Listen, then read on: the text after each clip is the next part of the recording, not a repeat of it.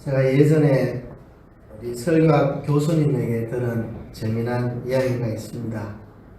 어느 교회에서 이제 장로 후보를 뽑았습니다.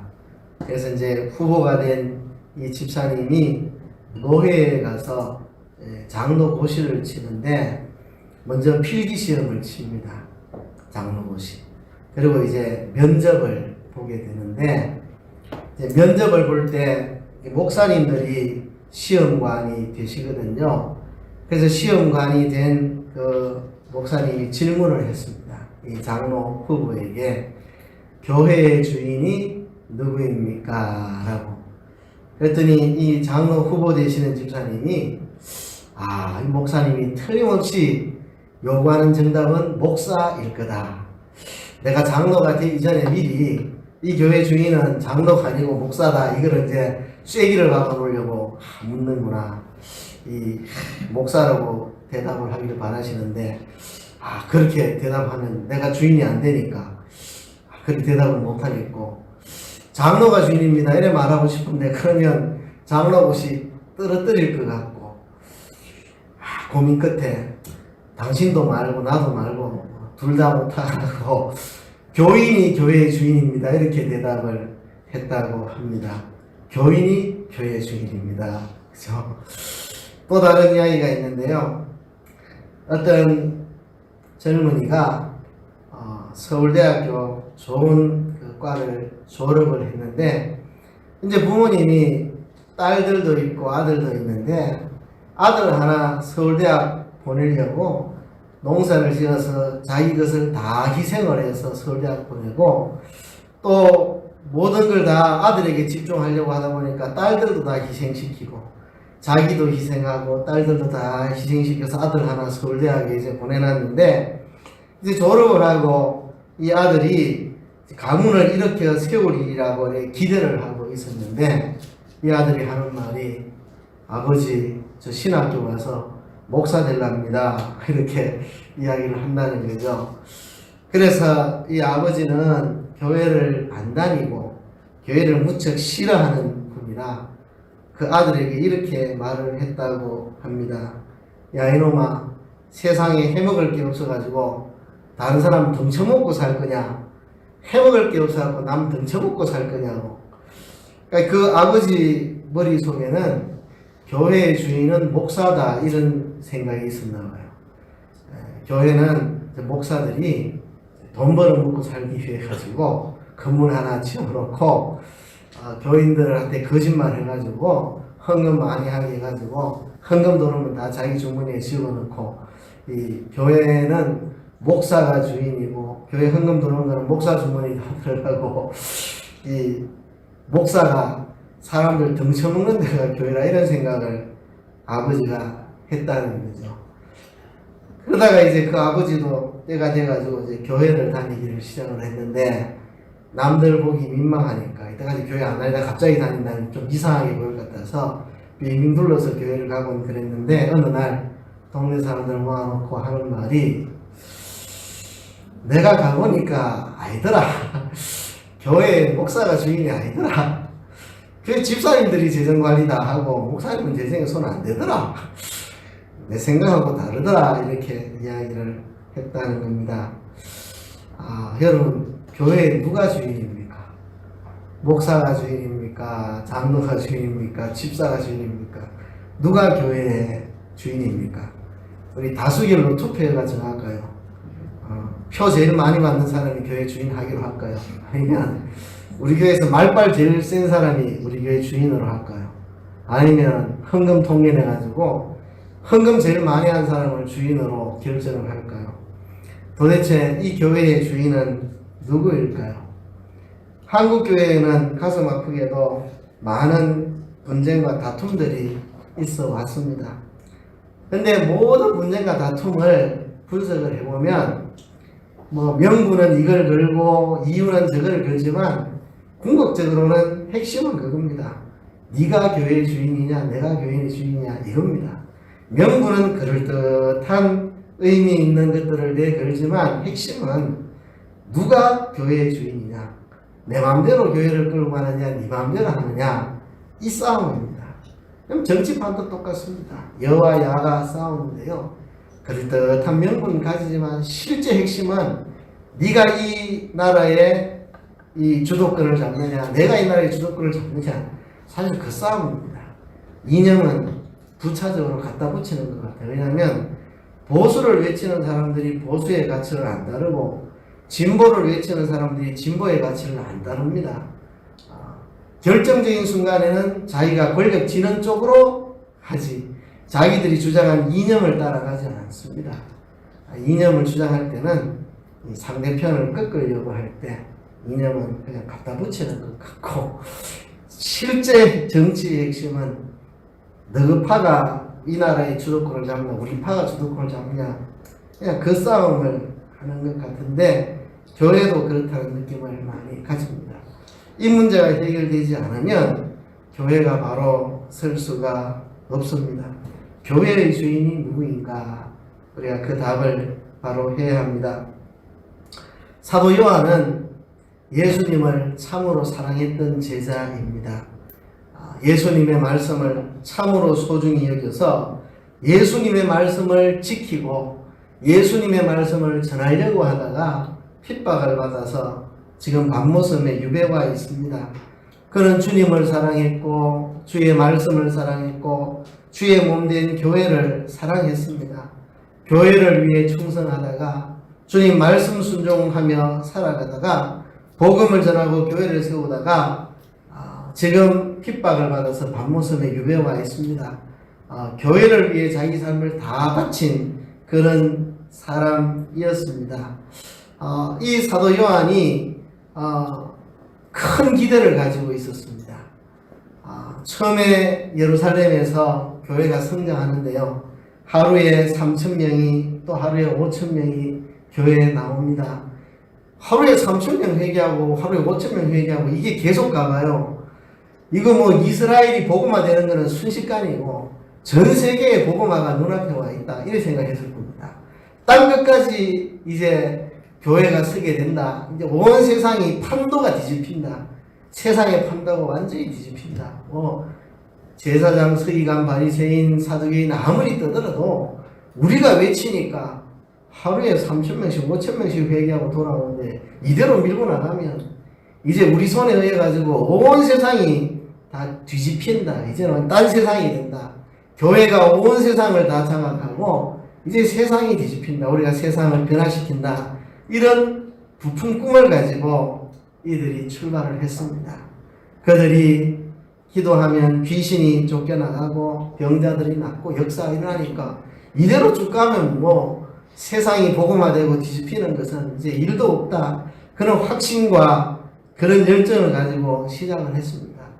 그런데 수십 년 시간이 지나면서 생각하지 않은 일들이 자꾸 생깁니다. 예루살렘에 핍박이 생겨서 교회가 흩어지고, 예루살렘에만 아니라 유대 사회 곳곳에서 핍박이 일어나고, 유대인들만 아니라 이방 사회에서도 기독교에 대한 핍박이 일어나고, 외부적인 핍박만 일어나는 게 아니고 내부적으로 처음 사랑을 잊어버리는, 에베소 교회처럼 처음 사랑을 잊어버리는 이런 일들이 벌어지고, 또 외부의 핍박은 잘 견뎠지만 내부에 스스로 부패해가지고 교회가 무너지기도 하고, 또 라우디가 교회처럼 자기 기만에 빠져가지고 차지도 않고 더럽지도 않는 이런 교회가 되기도 하고, 또 핍박이 너무 심해서 안디바와 같은 사람은 순교도 당하고 이런 많은 일들이 벌어집니다. 이때가 제일 극심한 박해기가 도미시안 황제라는 황제기에 아주 극심한 박해가 있었는데요. 이런 박해 속에서 사도 요한이 밤모섬에 이제 귀양살이를 하게 되었습니다. 날마다 들리는 소리는 어느 교회가 문 닫았다, 누가 순교했다, 누가 배도했다, 이런 참 복잡한 생각들이 들만한 소문들이 자꾸 들리고, 그래서 회의가 될 만한, 이렇게 교회가 계속 유지가 될 수 있을까? 우리가 신기루를 쫓았나? 이렇게 교회가 쉬 사라질 건데 우리가 환상을 보고 그냥 헛된 신기루를 쫓았나 그런 회의가 들 만한 그런 상황이었습니다. 바로 그때에 이제 오늘과 같이 주일입니다. 예수님의 부활을 기념하는 이 십자가와 부활을 기념하는 이 주일날 사도 요한이 뭐 기도를 했든지 말씀 묵상을 했든지 예배를 했든지 하여튼 이 주일을 맞이했는데 그때 사도 요한에게 성령의 감동이 임합니다. 성령의 감동이. 그리고 사도 요한 뒤편에서 나팔 소리 같은 큰 음성이 들렸습니다. 나팔 소리 같은 큰 음성. 이 나팔 소리는 정신을 확 깨워주는 그게 나팔 소리잖아요. 그죠? 빰빰빰빰빰 빰빰빰 하면 막 사람 정신이 확 들잖아요. 사람의 심령을 확 깨워주는 듯한 그런 음성이 사도 요한 뒤에서 들렸습니다. 요한이 성령의 감동에서 주일날 자기의 심령을 일깨우는 그런 소리를 자기 뒤에서 들었습니다. 그 음성이 말하기를 너 보는 것을 책에 써서 에베소, 스무나, 버가모, 두아디라, 사레, 빌라델비아, 라오디게아 7교회에 편지를 써서 보내라고 하는 음성입니다. 그 음성을 요한이 듣고 이제 뒤를 돌아봤습니다.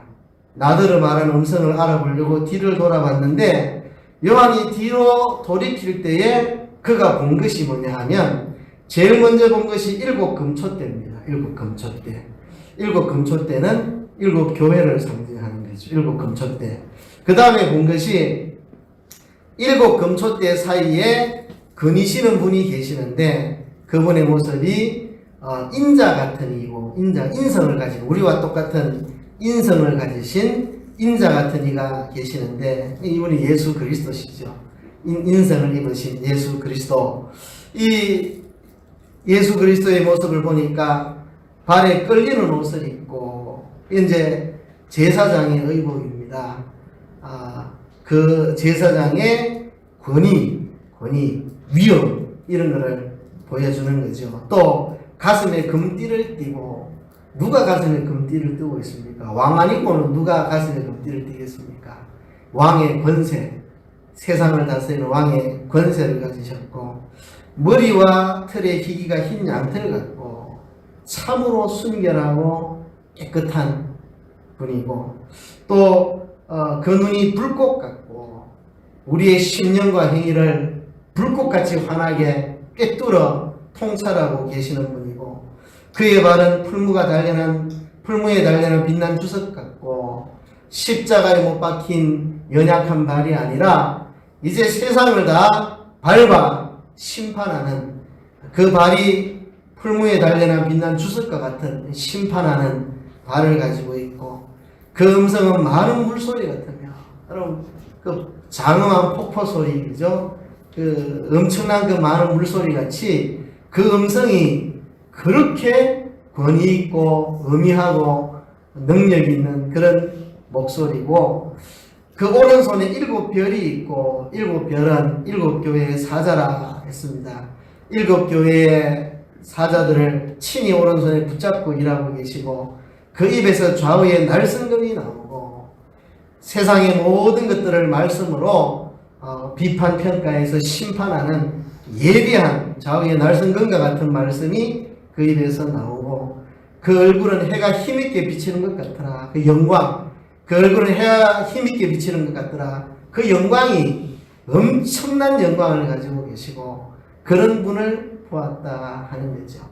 정리하면 발에 끌리는 옷, 제사장의 그 위엄과 권위와 거룩함, 가슴에 금띠, 그 왕의 권세, 세상을 다 다스리는 그 왕의 권세, 머리와 털이 흰 양털 같고 눈과 같이 그 순결하고 깨끗함, 그 눈이 불꽃 같은 우리의 심령과 행위를 통찰하시는 그 불꽃 같은 눈빛, 그리고 빛난 주석과 같은 발, 온 세상 죄악들을 다 밟아 부술 수 있는 심판하는 발, 그리고 많은 물소리 같은 그 의미 있는 그 말, 그리고 그 입에는 모든 것을 다 세밀하게 찔러 쪼개 심판하시는 말씀의 검이 나오고 그 얼굴은 해가 힘있게 비치는 같이 영광스러운 분이죠.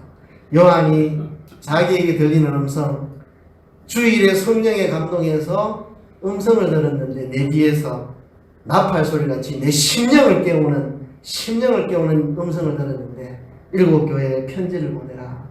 이 음성을 알아보려고 뒤를 돌아봤는데 그가 본 것은 예수님의 모습이죠. 정말 권위 있고 어미하시고 권세가 있으시고 영광스럽고 순결하고 세상을 심판하시는 그런 예수님을 보게 된 거죠. 그리고 그가 죽은 자처럼 됐습니다. 17절에 보면 내가 볼 때 그 발 앞에 엎드려 저 죽은 자 같이 되매 그가 오른손을 내게 얹고 가라사대 두려워 말라 나는 처음이요 나중이니. 요한이 죽은 자처럼 됐습니다. 이거는요 공포에 사로잡힌 게 아닙니다. 공포에 사로잡힌 하나님의 거룩하신 그 임재 앞에서 사람이 그 경외감에 사로잡히는 거죠. 이사야가 성전에 가서 보좌에 앉으신 하나님을 보게 되는데 이사야가 이렇게 말합니다. 화로다 나여 망하게 되었도다. 나는 입술이 부정한 자다. 나는 망하게 되었다. 내가 입술이 부정한 자로 하나님을 배우게 됐다고 이사야가 그래 말합니다. 그러니까 이게 공포가 아니고 하나님의 전능하심, 거룩하심, 깨끗하심, 그 불꽃 같은 눈빛, 그 영광, 그 의미하심을 알고 나면 그 경외감에 쓰러지게 됩니다. 그 경외감에 그 앞에 쓰러져 죽은 자처럼 되는 거죠. 그죠? 그때 주님이 오른손으로 사도 요한을 위로합니다. 그가 오른손을 내게 얹고 가라사대 두려워 말라 나는 처음이요 나중이니 곧 산자라 내가 전에 죽었었노라 볼지어다 이제 세세토록 살아있어 사망과 음부의 열쇠를 가졌노니 그래 말했습니다. 자, 나는 처음이요 나중이다. 요한계시록에 이 말이 많이 나옵니다. 나는 처음이요 나중이고 시작과 끝이고 알파와 오메가다. 그죠? 내가 전에 죽었는데 지금은 산자다. 세세토록 살아있고 사망과 음부의 열쇠를 내가 가지고 있다. 이게 무슨 말입니까? 세상 모든 역사를 내가 주관하고 통치하고 있다. 그 이야기입니다. 무슨 일이 있는데 시작도 모르고 끝도 모르고 중간에 뛰어들어가지고 머리 빼꼼 내밀고 이게 무슨 일이고 이게 무슨 일이고 웃자다가 이런 일이 생겨서 앞으로 이거 어째 되는 건데 시작도 모르고 끝도 모르고 중간에 들어가가지고 이거 무슨 일인데 이거 코로나19는 왜 생겼는데 이런 게 아니고 처음이요 나중이니 그분이 모든 세상 역사를 처음 시작하신 분이고 그분이 모든 것들을 하나님 뜻대로 종결짓는 분 시작도 그분이 하고 끝도 그분이 결말을 맺는 모든 것의 시작도 그분이고 끝도 그분이고 처음이요 나중 시작과 끝 알파와 오메가 그분이 모든 것을 다 지금 주관하고 계신다. 그리고 내가 산자다. 전에 죽었었노라. 그러나 내가 산자다. 지금부터 세세토록 내가 살아있어 사망과 음부의 열쇠를 가졌노니 나는 죽지 않는 영원한 생명 가지고 세세토록 살아 사망과 음부의 열쇠를 가진 자다. 내가 살아있고 세상을 심판하는 심판자다. 그렇죠? 내가 세상 모든 역사를 주관하는 자고 내가 세세토록 살아있고 내가 모든 것을 심판하는 심판자다. 그 이야기를 하는 거죠. 그죠? 두려워하지 말아라. 두려워하지 말아라. 지금 교회가 무너지고 순교자가 나고 배교자가 나고 도미시안 황제의 기독교인들이 학살을 당하고 그렇게 해도 두려워하지 말아라. 두려워하지 말아라. 내가 처음이요 나중이고 내가 산자다. 내가 세세토록 살아있어서 심판하는 권세를 내가 가지고 있으니까 두려워하지 말아라 합니다. 그러면서 그러므로 내 본 것과 이제 있는 일과 장차될 일을 기록하라. 내 본 것은 내 오른손에 7 별의 비밀과 7 금촛대라. 일곱 별은 일곱 교회의 사자요 일곱 촛대는 일곱 교회니라 그랬습니다. 자, 내 본 것은 두 가지라고 말합니다. 두 가지. 네 본 것은 오른손에 일곱 별의 비밀과 일곱 금촛대, 네가 두 가지를 봤다. 근데 앞에 이야기가 많은데 다 빼먹고 두 가지만 이야기하잖아요. 그죠? 앞에서 일곱 촛대 이야기만 한 게 아니고 일곱 별 이야기만 한 게 아닙니다. 요한이 본 게 일곱 촛대와 별만 본 게 아니죠. 거기 보면 일곱 촛대가 있는데 그 사이에 거니시는 분이 인자 같은 분이 있는데 그분이 발에 걸리는 옷을 입었고 가슴에 금띠를 띠고 그 많은 이야기들 중에 일곱 금촛대라는 말을 하고 일곱 별이라는 말이 중간에 끼어 있거든요. 근데 이 두 가지를 싹 빼가지고 결론적으로 이 두 가지를 이야기하겠다 이 이야기입니다. 지금 여러 가지 이야기 중에 일곱 금촛대라는 이야기도 끼어 있고 일곱 별도 끼어 있는데 그러니까 그 속에 이게 끼어 있으니까 그냥 쓱 지나가기 쉽지만 예수님이 두 가지를 탁 꺼내가지고 네가 본 거는 결국 두 가지다. 네가 두 가지를 봤다. 뭘 봤느냐? 일곱 촛대 그리고 일곱 별. 이 비밀을 네가 본 것이다. 그렇게 얘기하시죠. 그게 뭡니까? 일곱 별은 일곱 교회의 사자고 일곱 촛대는 일곱 교회입니다. 내가 일곱 교회 사이를 거닐고 있다. 내가 교회의 주인이다. 내가 교회의 주인이다. 장로가 주인인 것도 아니고 목사가 주인인 것도 아니고 집사가 주인인 것도 아니고 돈 많이 낸 사람이 주인인 것도 아니고 전도 많이 한 사람이 주인인 것도 아니고 재주가 많아가지고 교회 봉사 많이 한 사람이 교회 주인인 것도 아니고 교회의 주인은 예수님이다. 예수님이 일곱 교회 사이를 거닐고 계신다. 내가 일곱 교회를 지키고 있고 관할하고 있고 다스리고 있고 내가 보호하고 있고 내가 간섭하고 있고 내가 역사하고 있다. 내가 일곱 금촛대 사이를 거닐고 있다. 내가 이 교회를 관할하고 있다. 교회의 관할자는 내다. 내가 관할한다. 그리고 내가 일곱 교회의 사자들을 친히 내 오른손에 붙잡고 내가 그들을 통해 일하고 있다. 내가 일곱 교회의 사자를 내가 붙잡고 있다. 그렇게 말씀을 하신 것이죠. 한마디로 말하면 네가 본 거는 내가 교회의 주인이라는 사실을 네가 지금 본 것이다. 내가 교회의 주인이다. 그런 이야기를 하는 겁니다. 오늘 이 대목에서 세 가지 이야기를 여러분들에게 드리려고 합니다. 첫째는요. 사도 요한이 밤모섬에 기양 가서 주일날 본 예수님의 모습 정말 거룩하고 정말 영광스럽고 정말 순결하고 정말 능력있고 권세있고 모든 것을 통찰하는 그 눈을 가지고 심판하는 권세를 가지신 분이죠. 예수님은 바로 이런 분이시다 하는 거. 이걸 첫째로 이야기합니다. 두 번째는 그 거룩하시고 영광스럽고 순결하시고 의미로운 그분이 모든 것의 통치자요 주관자다. 두려워하지 마라. 내가 처음이요 나중이고 내가 산자고 세세토록 살아있어 사망과의 열쇠를 가지고 있다. 내가 세상 역사의 주관자고 내가 심판하는 권세도 가지고 있고 내가 세상을 다스리고 심판한다. 내가 세상의 주관자다. 그거를 두 번째로 이야기하고 세 번째로 내가 교회의 주인이다. 내가 일곱 별을 내 손에 붙잡고 일곱 교회의 사이를 거닐고 있다.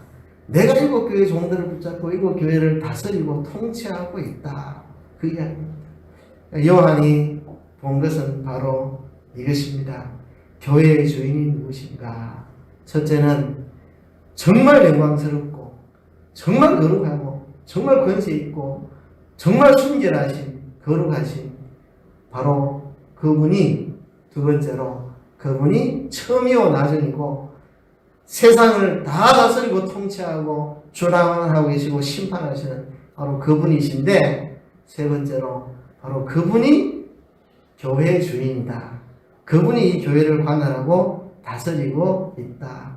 그분이 교회의 종들을 붙잡고 있고 그분이 교회를 관할하고 계신다. 그 이야기하고 있습니다. 오늘 이 장면 제가 세 장면으로 이야기를 드립니다. 첫째는 요한이 뒤돌았을 때 본 예수님의 모습 거룩하고 순결하고 영광스러운 모습 우리 예수님 이런 분이라는 거. 두 번째 요한이 그거를 보고 죽은 자 같이 쓰러졌을 때 주님이 오른손을 얹으면서 두려워하지 말라 하고 그를 위로할 때 내가 처음이요 나중이고 내가 살았고 세세토록 살아있어 음부와 사망의 권세를 가지고 있다. 열쇠를 가지고 있다. 내가 세상의 주관자고 세상을 심판할 자다. 그리고 세 번째로 요한에게 네가 본 것은 핵심적으로 두 가지다. 7별의 비밀과 7금축대다. 그런 내가 교회의 주인이고 교회를 다스리고 교회를 통치하고 있고 그렇게 하고 있다. 교회는 무너지지 않고 망하지 않는다. 교회에는 두 가지 어려움이 있는데 외부적인 핍박, 도미시안 황제가 얼마나 기독교를 핍박을 하는지 외부적인 핍박 또 내부적인 부패, 성도들이 처음 사랑을 잃어버리고 자기 기만에 빠져가지고 차지도 않고 덥지도 않게 되고 핍박은 견뎠다고 하는 사람이 유혹에 넘어가 버리고 이세벨의 가르친 발람의 교훈, 니고라당의 교훈을 쫓고 이런 교회의 내부적인 문제들이 막 일어나고 바깥으로는 막 핍박이 일어나고 내부적으로는 막 온갖 처음 사랑을 잃어버리고 니골라당 사상에 빠지고 이세벨의 유혹에 넘어가고 뭐 발람의 꾀를 쫓고 온갖 그 안에 이런 것들이 일어나는 그런 속에도 그걸로 이 교회가 무너지지 않는다. 그걸로 교회가 끝나지 않는다. 왜? 내가 교회의 주인이니까. 내가 교회의 주인이니까. 내가 교회를 지키고 관할하니까. 그것을 요한에게 보여 주신 겁니다. 요한이 본 것이 바로 그것입니다. 여러분 외부적인 많은 어려움이 있더라도 그걸로 교회가 무너지지 않습니다. 외부적인 어려움에도 또 내부적인 그런 여러 가지 부패나 이런 게 있어도 그걸로 교회가 무너지지 않습니다. 우리가 실망할 게 없습니다. 어느 교회에 어느 목사가 어떤 잘못된 일을 했더라. 그런 것 때문에 우리가 실망하거나 낙심할 필요가 없습니다. 한국 교회에 이런 문제가 있다 하더라. 그런 것 때문에 우리가 실망할 필요가 없습니다. 교회의 주인은 예수님이고 그런 것 때문에 교회가 무너지지 않습니다. 예수님이 교회를 지키시고 예수님이 주의 종들을 붙들고 계시니까 이것을 알 때 우리가 끝까지 주의 말씀을 지키고 믿음을 지키고 교회를 위해 충성해 나갈 수가 있습니다. 이것을 알지 못하면 우리가 스스로 쓰러지게 됩니다. 넘어지게 됩니다. 그래서 교회의 주인이신 우리 주님이 어떤 분인지 우리가 분명히 붙잡고 흔들리지 않는 믿음으로 흔들리지 않는 열정으로 교회를 섬기며 믿음을 지키며 주의 말씀대로 순종하며 그렇게 살아가야 할 것입니다. 말씀을 생각하시면서 다 같이 통성으로 기도하겠습니다.